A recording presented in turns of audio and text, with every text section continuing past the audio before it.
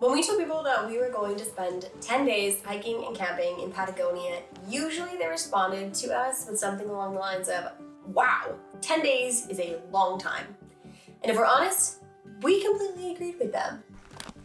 10 days of hiking and camping is a long time, especially when you're carrying all your gear and all your food. But one thing's for sure is that we wanted to go and see Patagonia, right? And the best place to do that was Torres del Paine National Park. There, we heard about two great hikes, the O Circuit or the O Trek and the W Trek. We chose to do the O mainly because number one, it's a bit more of a challenge, and number two, we get to see a lot more of Patagonia that way. Plus, the W Trek is actually just the second half of the O.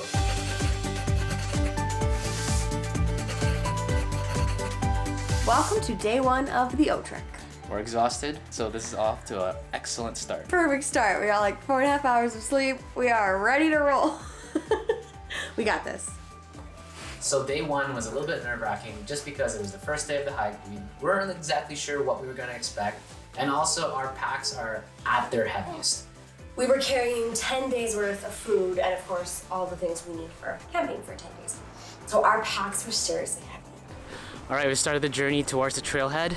First, we have to take a bus that'll take us to the trailhead, which means we'll probably get about 2 hours of sleeping time, which is amazing. Yeah, we really need to sleep, so hopefully we get a little bit of rest on this journey. We're officially on the O! Day one, we've checked Day in, one. and so far, so good. The lady who helped us, we got everyone has to get registered. She's like, be very careful, the wind is very dangerous today. She said it multiple times, I'm like, oh gosh. Perfect way to start the day. Great way to start this trip. That first day in Patagonia was actually a lot nicer than I expected. The pack was heavy, but the views really kept us going along. It was a nice day, it was sunny, it was bright. It was honestly a stunning day. Like, we had beautiful views of some valleys, some winding rivers, just lots and lots of green. One of the reasons that we chose to do the O Circuit over the W Trek is because we had heard from lots of other folks that on this trip you made some awesome friends. And the reason for that is because you all end up at the same campsite every night. You can only travel in one direction. And so for 4 nights, you are meeting the same people. And literally the moment that we started the O Circuit, we met a friend. And we hung out with her for the next 4 or 5 days. So, what do you guys think of day one? It was awesome. This Really is Ika, everyone. Yes, hi. Our friend from today. Our hiking buddy, motivating us to keep going. Yeah. I think that's gonna be a trend where we leave with just Nicole and I, and we're just gonna start picking up more and more people as we go on the trail. Made it, day one done. We're at Seron. We actually feel so good. I feel so good. Not too bad at all. You feel good? We got this. Yeah, so good. It was very fun today. It was awesome.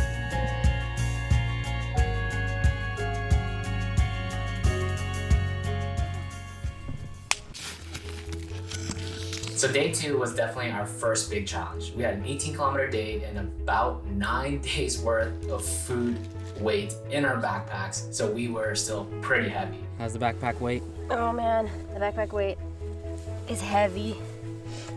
And we have a little bit more uphill today. I'm nervous. We really gotta eat more. Here we are, starting day 2, and we've picked up more people now. We got Ika from yesterday, we got Andrew, and then we got Alonzo, yeah? Yeah. The Chileans and the Germans and the Canadians. So here we go, day 2, 18K. So the 5 of us, as a big, merry fellowship, decided to just trek on through this 18 kilometers, and honestly, it kind of flew by.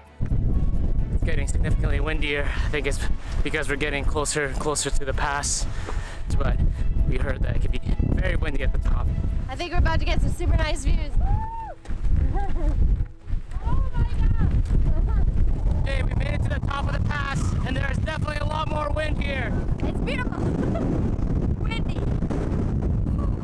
I've heard Patagonia is one of the windiest places in the world, and right now that is proving to be very true. Views are beautiful, but it's a little bit windy up here.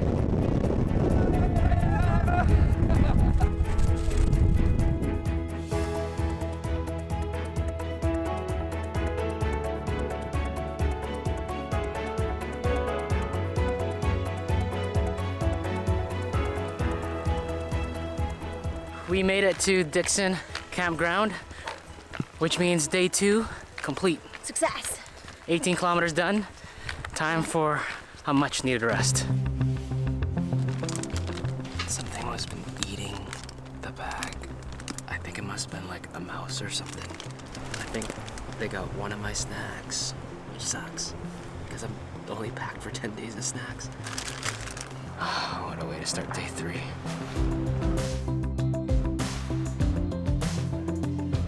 The next day was supposed to be the easy day. And technically it was, but honestly it was actually one of my hardest days. Like, I think because I had set up in my mind that it was gonna be an easy day, the distance felt so long, like our packs were still really heavy, and the blisters on my feet had started to get really bad. We had an awesome time spending more time with the people that we were just getting to know. Delicious, delicious. Wow, what is it? Peanut cream with chocolate. Protein bar. Yeah. Amazing. It was a beautiful day. Again, like fantastic views, beautiful valleys, beautiful lakes, lots of cool bridges on this day. There was a lot of time spent walking through the forest, which I remember mostly positively while wincing. So I have a blister developing and I can't figure out how to fix it. Tomorrow's a really big, really hard day. I remember like the end of this day, we ended at this beautiful glacier and it was so wonderful and gorgeous. And I just remember being like, can we please get to camp? Like, I can't. It's cold, it's windy, my foot hurts so bad. Isn't today the easy day?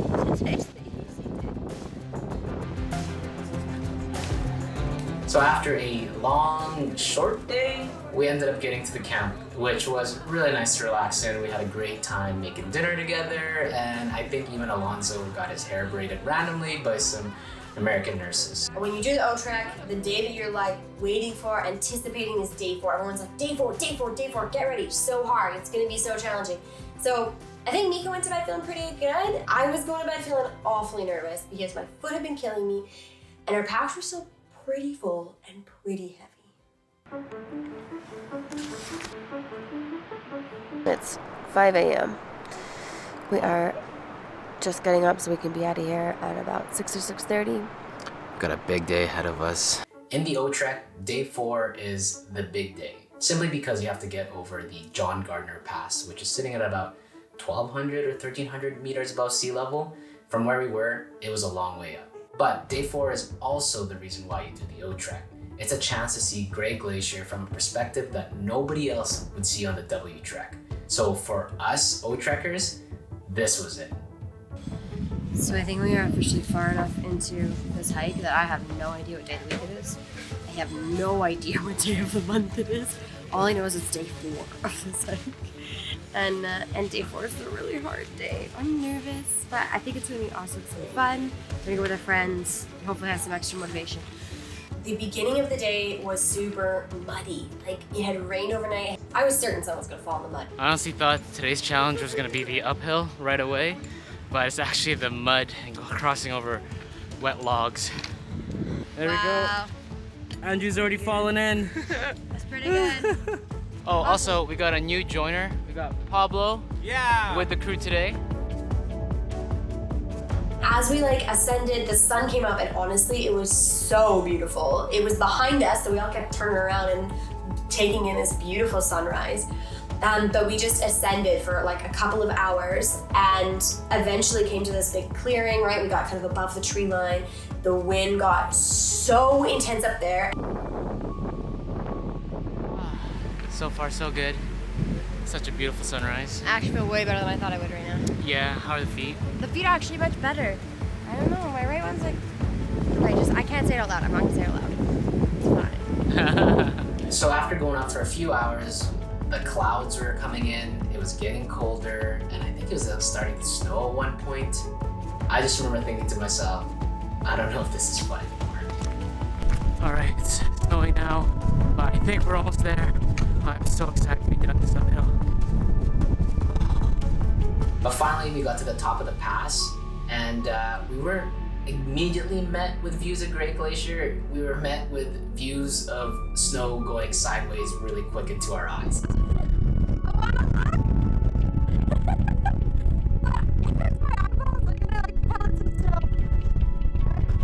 So once we started our descent, I just remember having this beautiful view of Grey Glacier. It cleared a little bit, the wind reduced, so we could finally really see like what all of this hard work the last couple of days had been for. We made it through the pass, and I think we're getting our reward. Wow.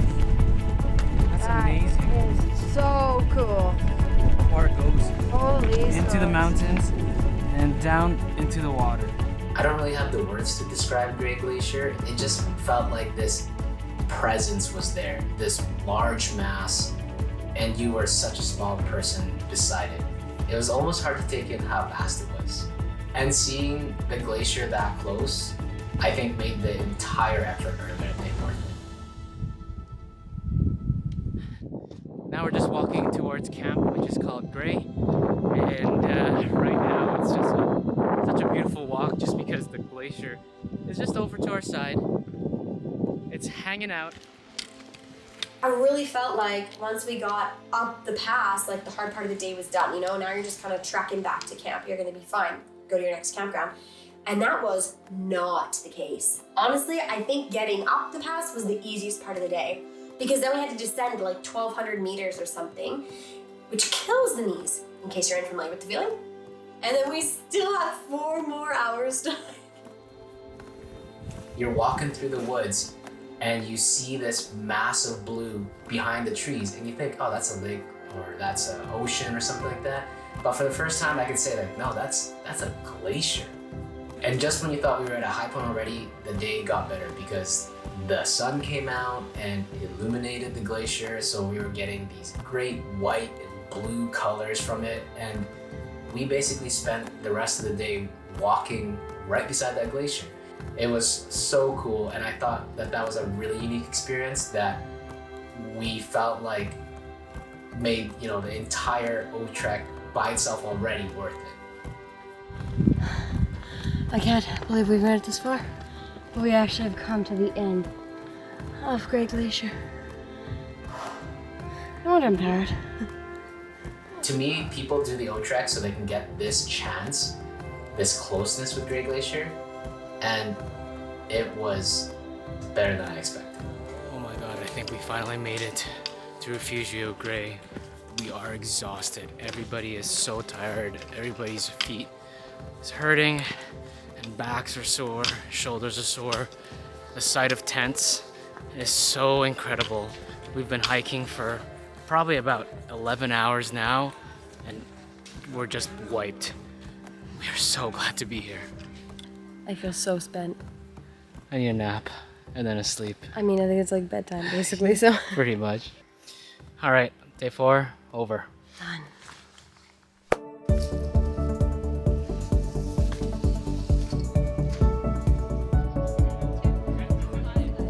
All right, today's day 5, a much more restful day than yesterday. We have a pretty easy hike, about 3.5 hours, 4 hours. It's nice and short, which is exactly what we needed after a day like yesterday. Honestly, it was a pretty easy day. Like, it wasn't a super long day. Our biggest issues, honestly, were probably the weather. Like, the wind was super strong and it was biting cold. Like, it just felt, any piece of exposed skin felt pretty chilly. And this was actually the last day we got to hike with our friends. So we had become a group of, I think, around 7 at this point. This part of the O Trek is really where paths kind of divide because there's many campgrounds on sort of the front end of the O Trek, or what is commonly referred to as the W. So at this part of the trek, people can kind of get to different campgrounds and go different distances each day. That meant we lost all of our friends, which was so sad, but they were just incredible. We were so lucky to have hiked with them for as long as we did. I think everybody's really happy to be out of the rain and in the camp. Hanging out. So I remember day 5 being a bit of a sad day because basically our community was gonna get split up. Everybody was kind of going out their separate ways after that. Nicole and I had a rest day the following day, so we were staying 2 nights at a campsite where normally everybody just stays 1. It was a little bit tough because we've made already some good friends in a short amount of time, shared some great stories, and now we were just gonna be back on our own. I think the idea of like losing our friends on day 5, I think for me at least, it felt like it like loomed over me the whole day. Like just knowing that this was the end of our time with these incredible people. And I think like knowing people for 5 days, I get it, it's not a long time. Why are we so sad? But when you do something really hard with other people and like you're just in the grind together, like pushing each other through, getting each other through something that at times nobody wants to be doing. And I just feel like you build this awesome relationship much more quickly than you would if you were kind of meeting in regular life instances, if you will. It has just dawned on us that we have never introduced one of our group mates for the past couple days, Francisco. Hi. Hello. And that makes up the whole group. Bye, camera. Bye, guys. Y no olviden suscribirse.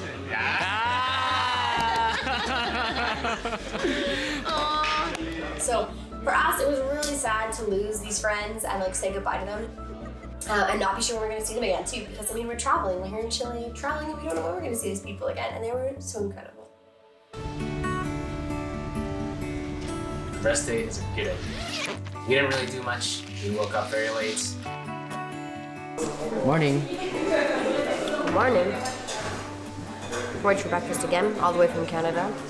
Delicious and really sweet. Yeah, we're not doing a lot of anything today. We're kind of excited. We're going on a small hike so that our feet don't get too used to just sitting around. I'm gonna shower and wash my hair. What? What else we did today? Probably playing cards and eating as much food as we can so we take less of it tomorrow. I think that's it. The campground was actually super nice. It was actually the best campground that we had stayed at up to that point. So why not just stay inside, hang out, and play some cards? Funny thing though, our weather up to this point had been, you know, so on and off with Patagonia. But for our rest day where we do nothing but sit at a campground, it was a beautiful sunny day. It was honestly exactly what we needed because there was a couple more big days coming up.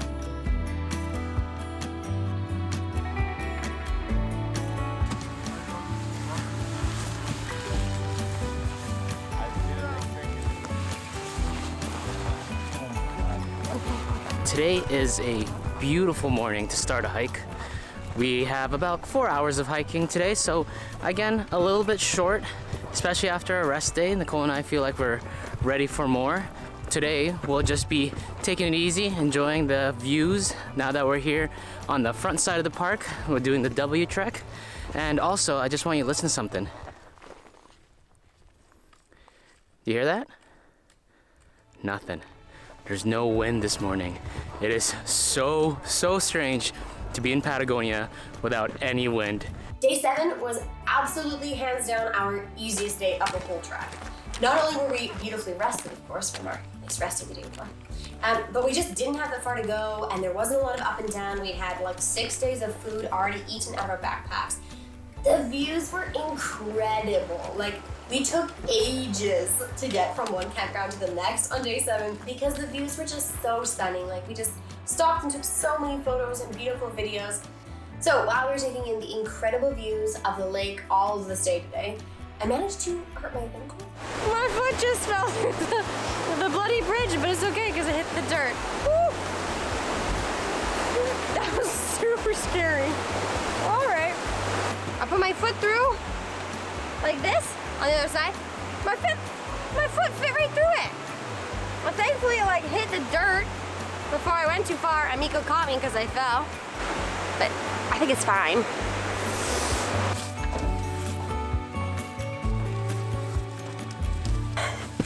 Done.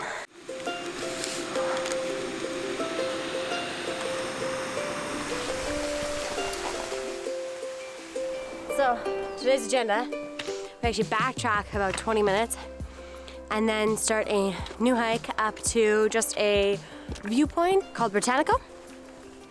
It should be about 5 hours round trip, I think, up and down that. And then we go back, pick up our backpacks, because you'll notice I don't have one. And then we get to the next campsite, which is like only another hour away or something like that from the camp we were at last night. We're pretty stoked. So we've started icing early and caught the sunrise. All right, 2/3 of the way there. Feeling more tired than I expected considering I'm not carrying anything. Almost there. We did it. That wasn't so bad. I feel pretty good. No backpack. What do you got today? Same as I got every day. Sausage and cheese. and some crackers. Butter chip. Have been delicious. It has been super nice to not have all of our gear for the day hike, but we are back at Francis Campground. We picked up all of our stuff and we are headed to our new home for the night, which is Cuernos Campground. Let's go. Hasta luego.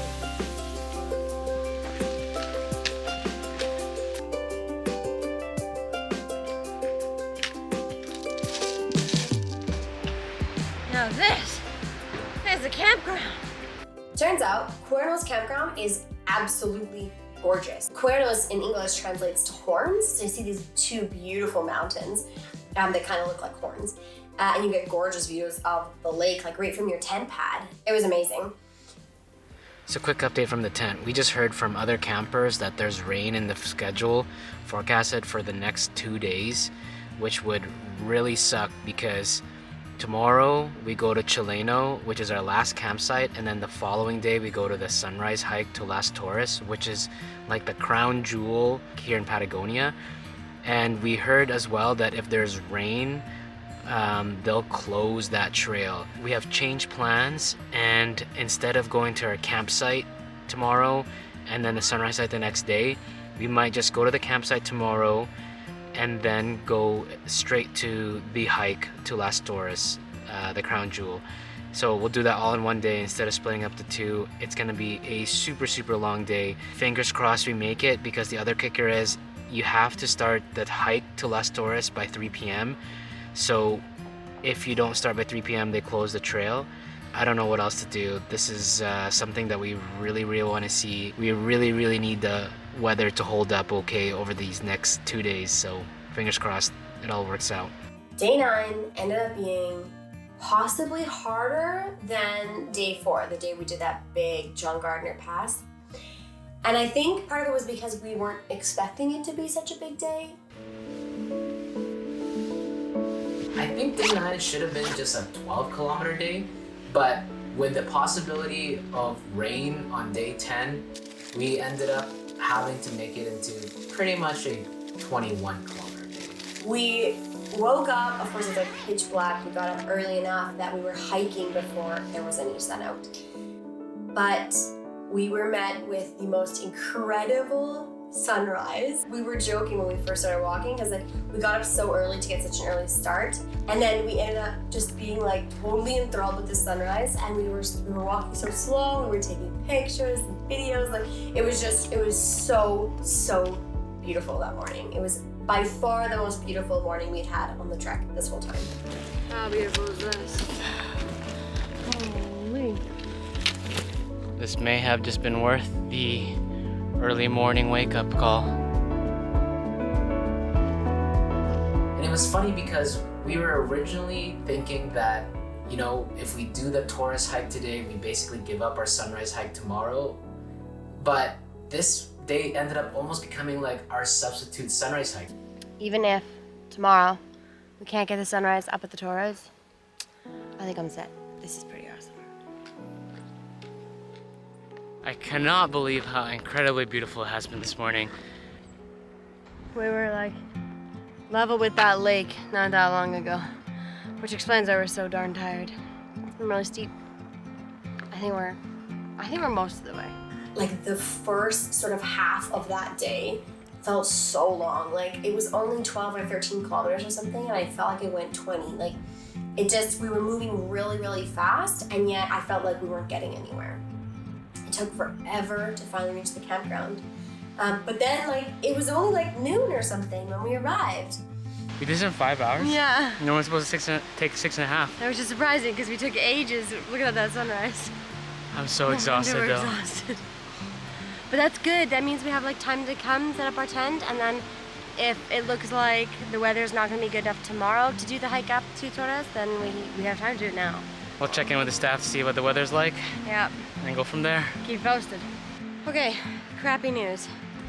So we checked into the campground. We've been given a campsite for the night, and they said rain all day tomorrow, basically from 6 a.m. to 3 p.m. So we should not do the hike in the morning, which means we're hiking now. We gotta go now. We gotta go now. We're literally gonna set up our tent, chuck all our stuff in it, and then hoof it. We should be able to walk up there, hopefully in time before it closes at 3. Well, so this right here closes at 1 o'clock, and then they told us that up bit like way higher on the track closes at 3. We moved so fast. I'm so impressed with us. Like, I don't know if it was like the high of almost being done, or if it was like just motivation that like we had to see this. Like, we'd been basically working for 8 days to get here, right? We've got to be getting close. I've been walking forever up this stinking hill. I feel it, hun. So exhausted. I can't wait to get there. I have slowed down significantly. This is very steep.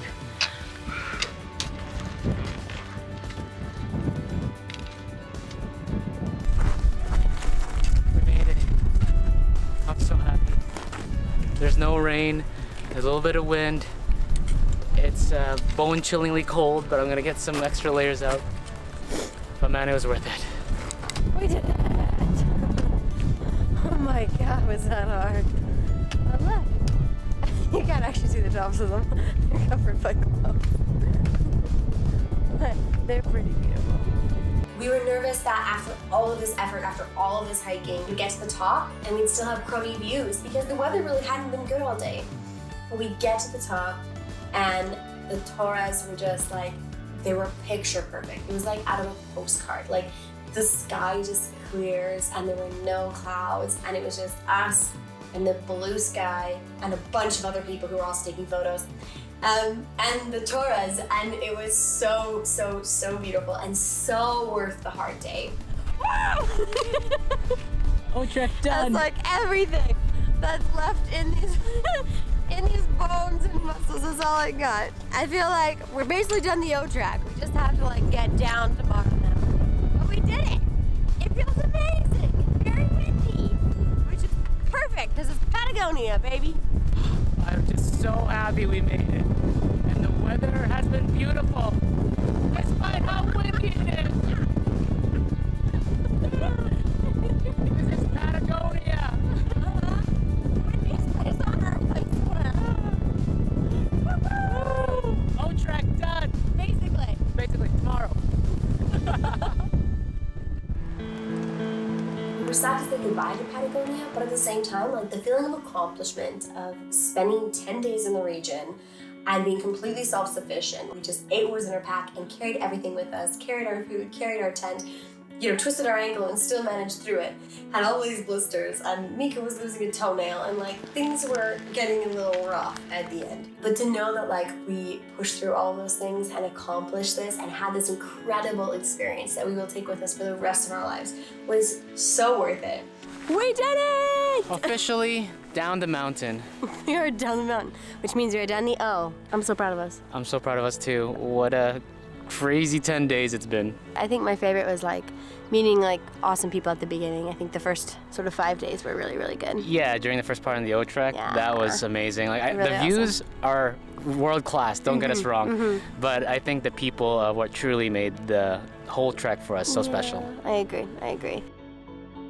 I would recommend hiking in Patagonia to anyone, unless you don't like incredible views, making new friends, being immersed in nature, a sense of accomplishment, peeing outside. So now when people say to us that 10 days hiking and camping in Patagonia is a really long time, our response is actually that 10 days isn't long enough.